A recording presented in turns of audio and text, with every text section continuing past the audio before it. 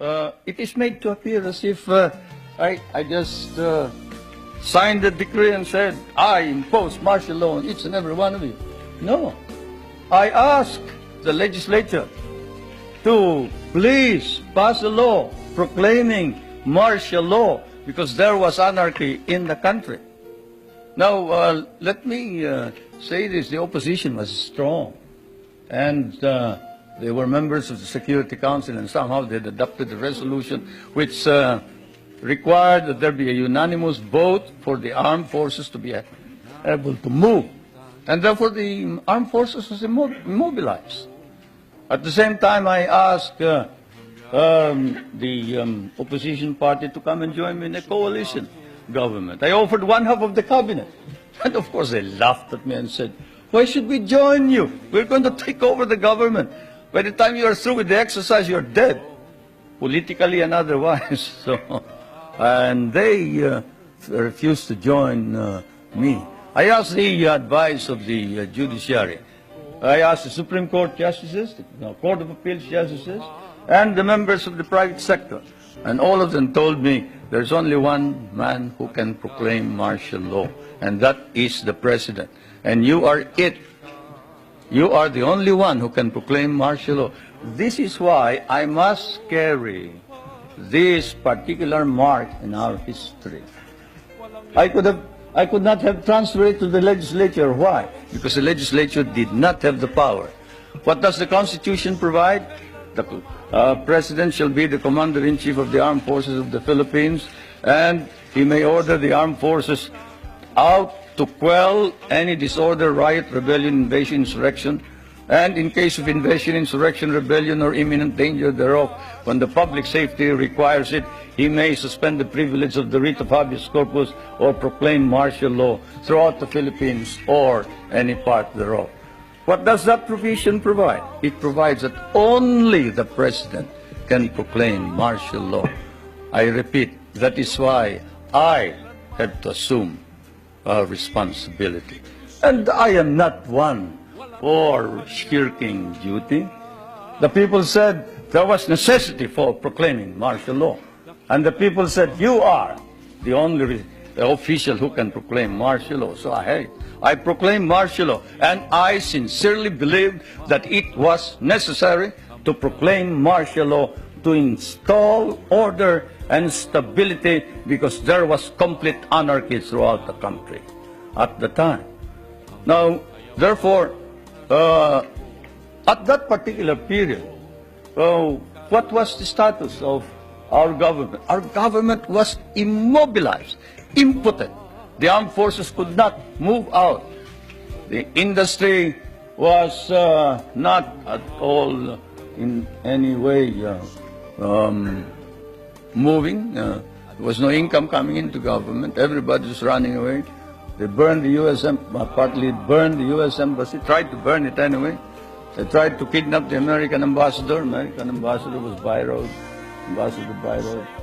And they tried to kidnap our foreign minister, Romulo, whom you just saw today. And I told him, you better disappear because I will not ransom you.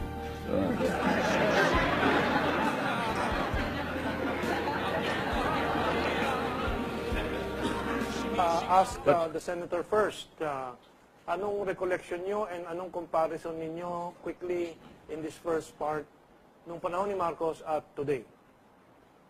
Alam mo ka, Mentong, di kaila sa iyo na I was in the opposition during the time of President Marcos. And without being personal to him, I opposed most of the issues he had, most of the policies that he had. But, you know, after his ouster, I told myself that it's very easy to demonize a person. But if you cannot glorify a person, do not just demonize him for personal aggrandizement. For example, nabanggit ko, Kamentong, na ako'y nasa oposisyon noong mga panahon na yon. Nang balakin ni Marcos na magkaroon ng combat team to to be sent to, tapos na Korea, na ipadadala sa Vietnam. I stood on the floor and hit away at the truth that we should not involve our country in a war that is not ours.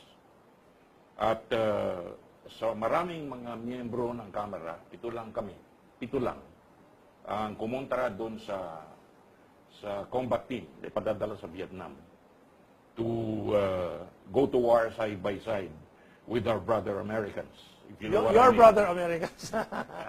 That's what they always We're just say. kidding. But anyway, I got a call from no less than the president and told me that because of your opposition, we are going to just send a civic action group.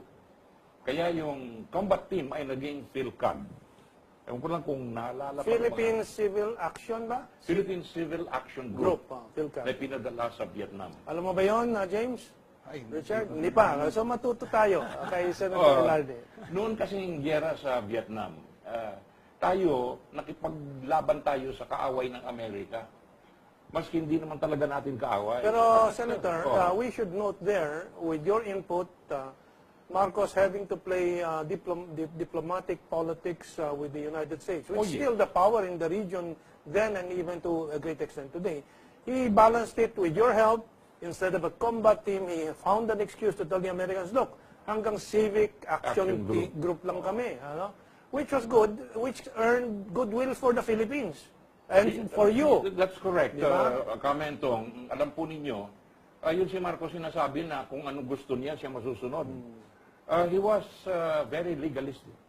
At siya po ay nakikinig sa mga tao niya. Kaya at sa oposisyon, tulad sa yung PhilCAD nga. Yung mga pinili niyang mga tao nung araw, hanggang ngayon ay naglilingkod pa. Sapagkat yung mga pinili niyang tao ay may mga matinong pag-iisip. Now, sa peace and order, during his time, and during this time, ang peace and order natin ngayon ay grabe ang nangyayari.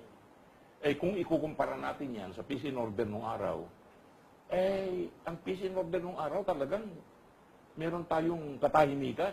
Maybe because of martial law, but we had existing laws that punish crime. And yet, the executive department cannot seem to execute existing laws. Pero ang sabi naman nung iba na nakulong o may mga kapatid kamag-anak na nasawi sa labanan ng gobyerno, militar at yung mga dissenting forces and so on, pasista daw, malupit, ano. What is your reaction to that? And we'll ask our young member here. I'm not just about to defend Marcos on that score, but I'll tell you that he as I said, he was very legalistic. Meron siyang dahilan kung bakit niya lalabanan. Katulad ng paglaban niya sa mga ideologues. Yung nagbomba sa amin sa Plaza Miranda. Sa amin, kasama ka doon. Paalala lang natin. Yeah. You still have a sharpnel sa... May bakal pa ako, kaya iika-ika ako ngayon karami. But that's almost 50 years ago, no? Nung tanungin niya ako kung sino daw ang nagpabomba sa amin, karamihan sa mga liberal party, sinabi niya si Marcos. Nung pagdating sa akin, sabi ko, I don't think Marcos is stupid Because that was a very stupid thing to do. For Marcos, kung si Marcos. Yeah. Kasi it would backlash against him. That's diba? right. Kaya ako, hindi si Marcos ang nagpabomba. Just to remind the audience, you were with the Liberal Party. The Plaza Miranda rally was a Liberal Party rally. Marcos was with the Nationalista Party. The Liberals were trying to put up a new candidate against against Marcos. And who were the alternatives? Ninoy, Jerry Rojas. Jerry Rojas. Salonga. Yung dalawa. Oo, yung dalawa mainly, no? Si Salonga, medyo tapos na. Tapos na. And doon sa rally, nandun si Jerry, tinamaan din si Jerry. Lahat kami nagkasugat. Ninoy Aquino, Wala. hindi dumating. Wala siya doon. Kaya it raises a lot of questions. Let's go to Richard. Richard, what's your reaction to the discussion? And of course, your group now, Anak Bayan, would call Marcos a fascist, and so on. Although you were not always against Marcos. I know your history. You had favorable views, then you had transitioned, and you were recruited to those who are anti-Marcos and would call Marcos a fascist today. So what caused your transition, and what is your state of mind about these issues now?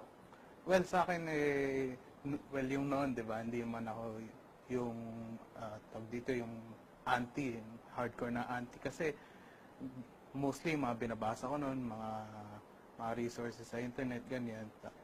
Tapos, tsaka lang naman ako nung na-recruit last year, no, na through mga pag-aaral, mga study groups, ayun, may basehan naman din kung bakit tinutulig sa si Marcos. Not necessarily dahil sa niya, pagkatao mismo, no? Pero dahil sa mga yung mga nangyari noon.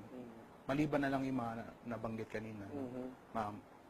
Mga katulad noon, yung siguro kung sa bagay nga yung halimbawa na lang sa peace and order, yung may naitala halos 4,000 murders, pero kung ilalatag mo sa isang time frame, konti pa rin siya kumpara sa mga sumunod sa kanya. Okay. So, well, there are many aspects. We have part 2, which will be longer and will dwell more on the other issues. But there is one aspect that we are today saddled with, one problem, one crisis, energy crisis, electricity.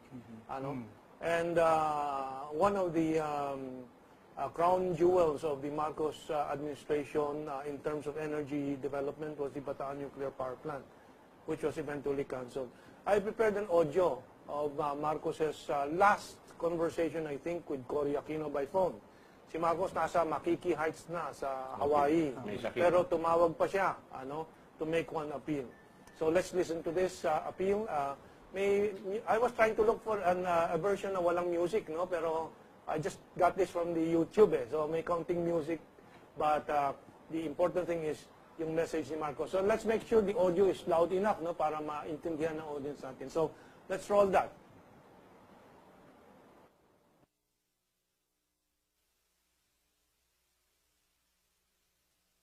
Bilinan ko kay Mrs. Corazon Aquino kaya pagpatuloy ang Bataan nuclear plant kung maaari. Sapagkat I told her this is the solution in meeting the country's energy demands and decreasing dependence on imported oil. Ngunit ayaw niyang tanggapin ang aking mungkahi at maalala daw ng taong bayan sa Marcos habang andagdan ang Bataan nuclear plant. Anong klaseng pag-iisip yan? Ayan ay paghihiganti, huwag natin idamay sa bayan ng Pilipino.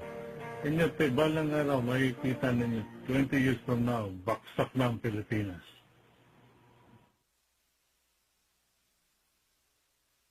Pero anong reaction niyo doon?